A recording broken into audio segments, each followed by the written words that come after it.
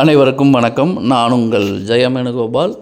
7ஆம் அதிபதியும் லக்னாதிபதியும் உங்கள் ஜாதகத்தில்.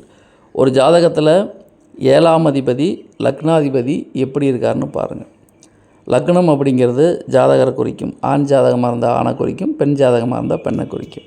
7ஆம் இடங்கிறது அவர்களுக்கு வரக்கூடிய வாழ்க்கை துணையை குறிக்கும். ஒரு ஜாதகத்தில் லக்னாதிபதியும் 7ஆம் அதிபதியும் ஒருவருக்கொருவர் கேந்திர திரிகோணங்களில் இருப்பது அப்படிங்கிறது நல்லது. இவர்கள் இருவருமே திரிசூனியம், அஸ்தங்கம், பாதகம், வக்ரம், 6, 8, 12 மறைகிறது. இது மாதிரி எந்த அமைப்புமே இல்லாமல் நல்ல நிலைமையில் இருந்தால் இந்த ஜாதகருடைய திருமண வாழ்க்கை, சமூக அந்தஸ்து, பிஸ்னஸ் வாழ்க்கை எல்லாமே நல்லா போயிட்டுருக்கும். மனிதனுக்கு முதல்ல சமூகமும் திருமண வாழ்க்கையும் நல்லா இருந்துட்டால் போதும், ஜாதகருக்கு வேண்டிய விஷயங்கள் யாவும் ஆட்டோமேட்டிக்காக கிடைச்சிரும். இப்போ இவங்க 2 பேரும் ஒரு ஜாதகத்தில் 6, 8 இருக்காங்கன்னு வச்சுக்கோங்க. லக்னாதிபதியும் 7ஆம் அதிபதியும் 6, 8 இருந்தால் இவர்கள் கணவன் மனைவிக்கு இடையே கல்யாணம் நடக்கும். ஆனால் கருத்து அவர் மதிக்க மாட்டார், இவர் மதிக்க மாட்டார். இவரை கண்ட அவருக்கு பிடிக்காது, அவரை கண்ட இவருக்கு பிடிக்காது.